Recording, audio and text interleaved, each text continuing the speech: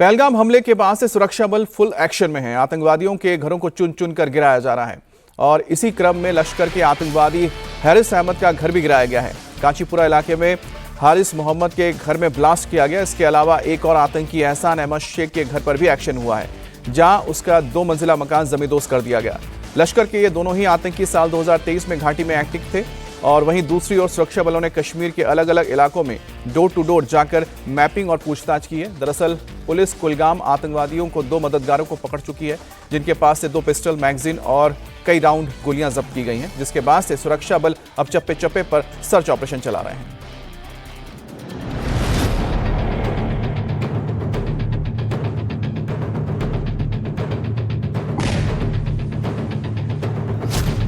भारतीय सेना का ऑपरेशन जारी, आतंकी हमला पड़ेगा भारी।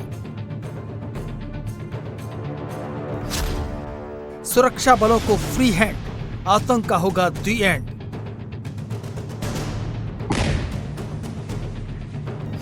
चप्पे चप्पे पर जवानों की नजर, आतंक पर टूटेगा कहर।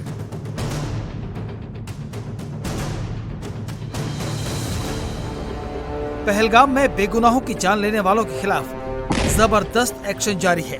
चुन चुन कर पहलगाम हमले में शामिल आतंकियों के ठिकाने उड़ाए जा रहे हैं। दहशतगर्दों को मौत के घाट उतारा जा रहा है और भारतीय जवान चप्पे चप्पे पर सर्च ऑपरेशन चला रहे हैं। सुरक्षा बल अब तक 4 आतंकियों के घर उड़ा चुके हैं। मैसेज क्लियर है कि आतंकियों को जहां छिपना है छिप जाएं।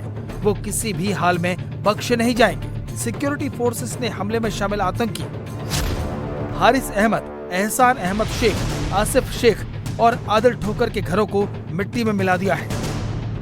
हारिस अहमद और एहसान अहमद शेख 2023 से लश्कर-ए-तैयबा में सक्रिय हैं, जिनके घरों को ध्वस्त किया गया है।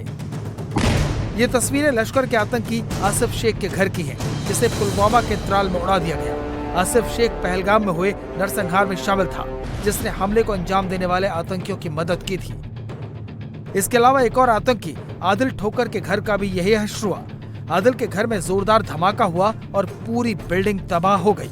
आदिल लश्कर-ए-तैयबा का आतंकी है, जो 7 साल पहले 2018 में पाकिस्तान चला गया था। पाकिस्तान में आदिल को ISI और लश्कर के कमांडर्स ने ट्रेनिंग दी, जिसके बाद वो पिछले साल जंगलों के रास्ते बॉर्डर क्रॉस करके भारत वापस लौट आया। आदिल की मां का कहना है कि अगर उनके बेटे ने इंसानियत को शर्मसार करने वाला काम किया है तो उसे मौत की सजा मिलनी चाहिए।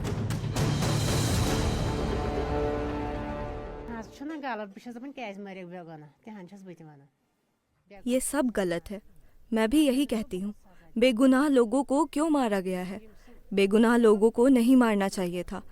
उनको बहुत बड़ी सजा मिलनी चाहिए। उनके साथ भी ऐसा ही सलूक करना चाहिए। अगर मेरा बेटा भी आरोपी है तो उसके साथ भी ऐसा ही करना चाहिए। आखिर बेगुनाहों को क्यों मारा है? उनकी भी अपनी जान थी, वहाँ इतनी फौज थी, उनको सब पता है। किसने किया है ये छुप कर नहीं रह सकता। अल्लाह सब जानता है, सब कुछ सामने आएगा। सच सच ही होता है। मुझे नहीं पता है कि किसने ये सब किया है।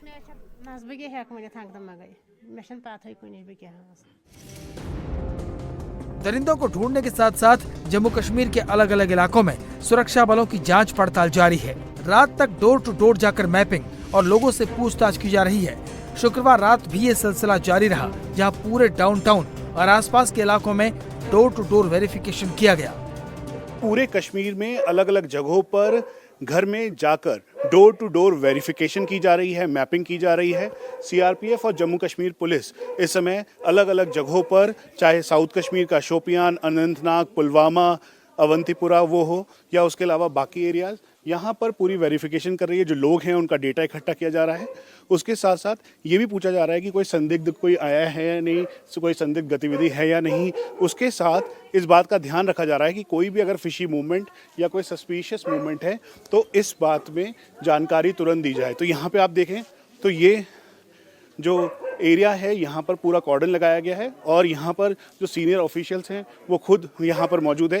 इससे ज़्यादा आगे जाने की हमें अनुमति नहीं दी गई है। हमें कहा गया है कि हम पीछे रहें, क्योंकि यहाँ पर south Kashmir, central Kashmir, north Kashmir एक साथ सभी एरियाज़ में ये ड्राइव की जा रही है ताकि ये क्रैकडाउन किया जा सके। अगर कहीं से भी कोई सस्पिशियस एक्टिविटी मिलती है या फिर अगर कोई भी यहाँ पर जानकारी मिलती है ओवरग्राउंड वर्कर्स की या फिर उसके अलावा, तो सभी वेरीफाई किया जा रहा है। यहाँ पर ठीक सामने जो ऑफिशियल्स हैं वो डिटेल वेरीफाई कर रहे हैं, चेक कर रहे हैं।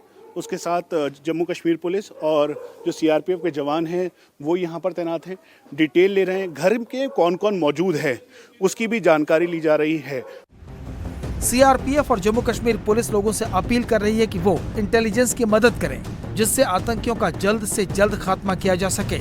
इसके साथ साथ दहशतगर्दों के खिलाफ ऑपरेशन ऑल आउट भी चलाया जा रहा है, जिसके तहत बांदीपुरा में लश्कर के टॉप कमांडर अल्ताफ लाली को मार गिराया गया, तो कुलगाम में 2 OGW गिरफ्तार किए गए, जिनके पास से पिस्तल और मैगजीन बरामद की गई। इसके अलावा गांधरबल जिला पुलिस ने एक और संदिग्ध को हिरासत में लिया, जिसकी फोटो सोशल मीडिया पर जमकर वायरल हो रही थी।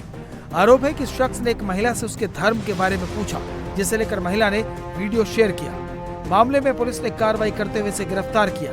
इसकी पहचान अयाज अहमद के रूप में हुई है। अयाज अहमद सोनमर्ग में यात्रियों को खच्चर से घुमाने का काम करता है, जिससे पुलिस अब पूछताछ में जुटी है। जम्मू कश्मीर के आबादी वाले इलाकों और जंगलों में दहशतगर्दों की खोज की जा रही है। उम्मीद है कि सुरक्षा बल जल्द आतंकियों को खोज निकालेंगे।